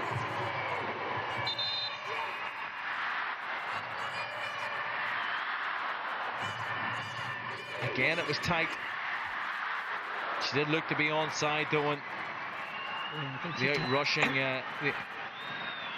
outrushed Burns, and it's another good finish, isn't it? Yeah, it's a great finish. I think she timed her run to perfection there, and you could see her just running across the back line and just cut across, and it's something that Portugal have somewhat looked to do all night. Now, Northern Ireland have been fortunate with a few offsides, but you know, you can definitely see their style of play and what they're looking to do going forward. And it was something that you pointed out in the first half as well, that there were a couple of decisions that went Northern Ireland's way, but there were marginal decisions, and when you're working with those small margins, it's risky. It's really risky, and you can just see them hanging off the back of the defender, and maybe they're literally making that dart and run just behind, which, you know, it's very difficult to defend against. But you know, it's very much similar to the second goal. Is 3-0 perhaps a fair representation of this game? You could say so, but you know, I think Northern Ireland have done well defensively. They obviously conceded from a penalty. You could say maybe the second one was offside, but you know, I think Portugal have definitely had their chances tonight, and it's going to make it difficult for Northern Ireland. They're going to have to regroup for Tuesday and address sort of those issues. Do you think they can? When you look at the personnel as well, I mean, what are the main positives that Tanya Ox to be able to take from this game? Probably Jackie Byrne's performance has been exceptional, and like Demi Vance has been strong as well. You could say she maybe will change the shape and maybe look to double up in the wide areas, which has been probably one of their strongest strengths. But you know, you're playing a top nation, and it was obviously no doubt that Northern Ireland were going to be under caution most of the night, but you know, they have to regroup, and Tuesday's coming in thick and fast. Northern Ireland will go into that game second in the group regardless, given the result in the other fixture in this group this evening. Bosnia 1-0 winners against Malta. So it's going to be Portugal 9 points from 9. 8 goals, none conceded, dominant so far. Northern Ireland on 4, then Bosnia and Herzegovina on 3, and Malta on 1, having picked up that point in the scoreless draw at Windsor Park. Cara Hamilton getting ready to enter the fray for the final couple of minutes. Vance still battling as much as ever.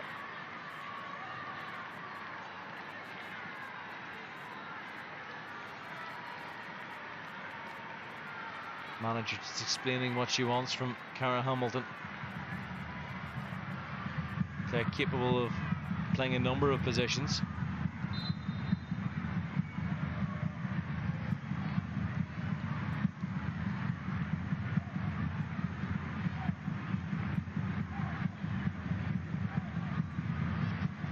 High. Looks to lift it over the top to McGill. Still Simone McGill. Can't quite get a shot off. Tonight is her 50th competitive international. Recycled in this right-hand side, McKenna's cross. Cut out. She battles for it again, but it's a red shirt there first, and that may well be the final opportunity in the Portuguese box for Northern Ireland. They've been starved of chances throughout the 90 minutes.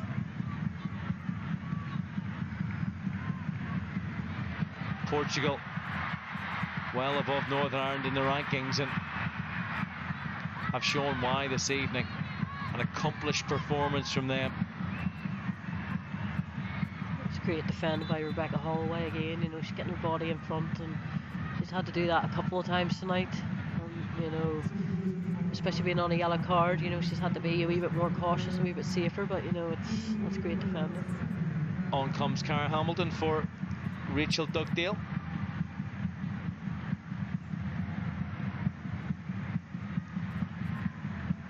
Another player who's put in a really good shift.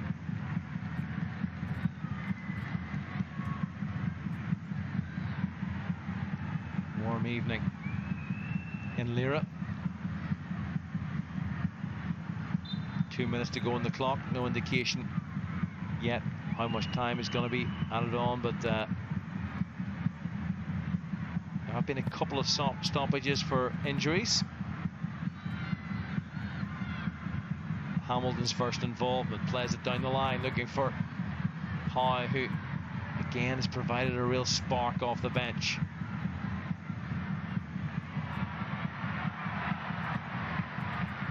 Lovely turn from the Portuguese fullback, who didn't seem to have any space at all to work, but somehow managed to find a way out of there.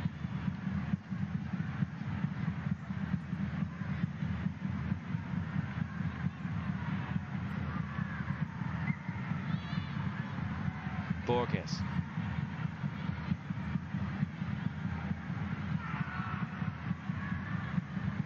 Across to the scorer of the third goal, Amado. Portugal 1-0 up at the break after that Costa penalty kick. The second arriving soon after the interval from Alaves, who you've just seen in shot, and then the third, another good finish from Amado.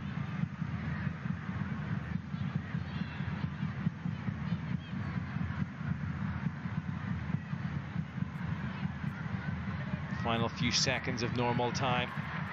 There's another run. Does the flag go up this time? Another flick over the goalkeeper. Who's going to get there first? Well, it's a Northern Ireland defender in Rafferty, who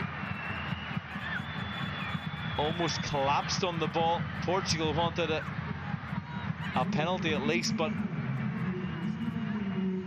this time it was down the right-hand side.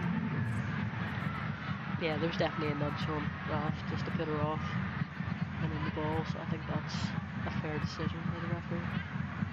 It was Alaves looking for her second.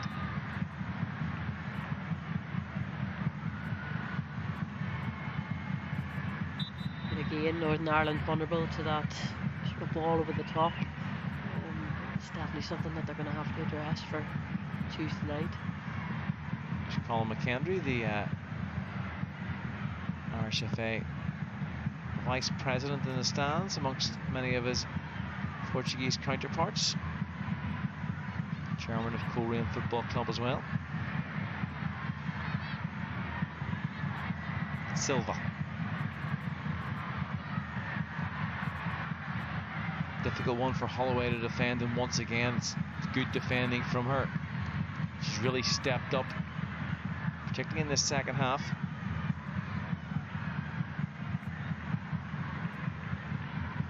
Borges.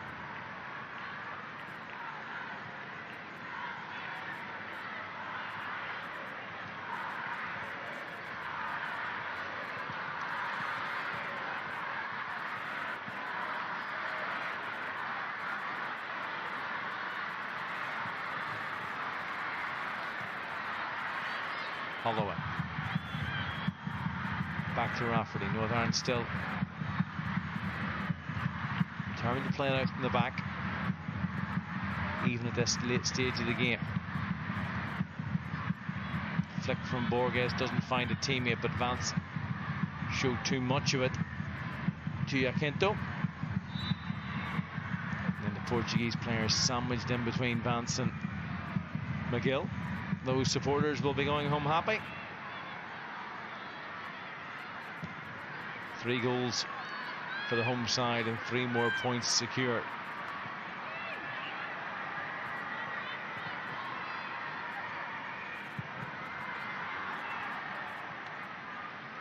McKennan's clearance is half blocked. It's been a frustrating evening for Tanya Oxtoby's side. They have been very disciplined in defence, but it's been at the other end of the pitch where they've been really hurt.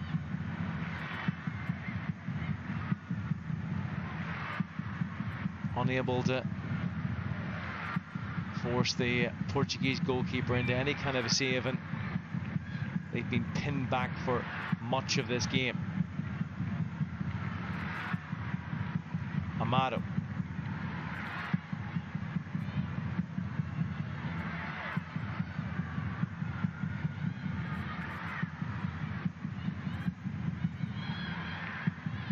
Caldwell. Dispossessed. Silva was the intended target, but cleared by Holloway.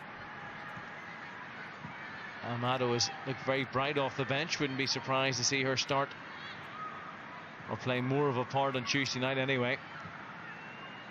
It's been a very settled Portuguese lineup for these 3 games in the group, particularly in the back. Here's Silva. 2 have made the run into the middle. Alaves. Pass doesn't quite come off. And McGill finds how can Northern Ireland perhaps grab a late consolation? Not to be, as Howe just slips at an inopportune moment.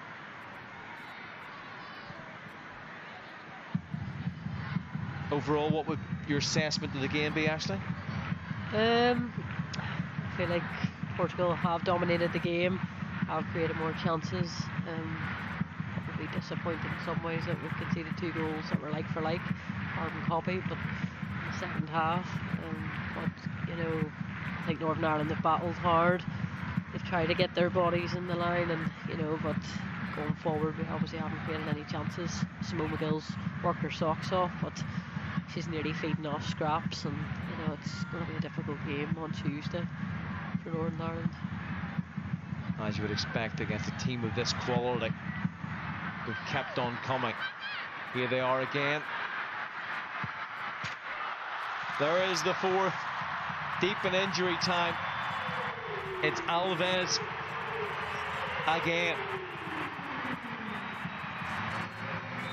Denied a moment ago with that last-ditch Rafferty defending. Not to be this time. She has been a standout for the home side, the Benfica defender. Has played in the front foot though throughout the game.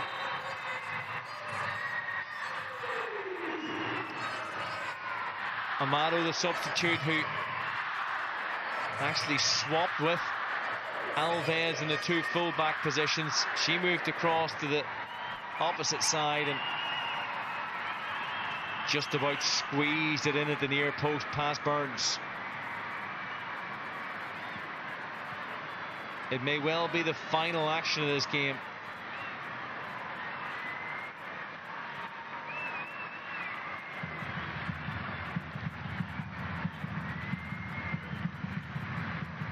Arguably the scrappiest of the Portuguese goals from open play, but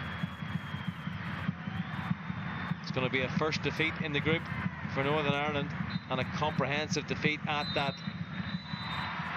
Tanya Oxtoby side have lost 4-0 away to the top seeds in the group. The 21st best team in the world, Portugal. 3 second-half goals after they took the lead from the penalty spot. Next up, Moorview Park on Tuesday night for the return fixture. But in Lira, it is finished. Portugal 4, Northern Ireland 0.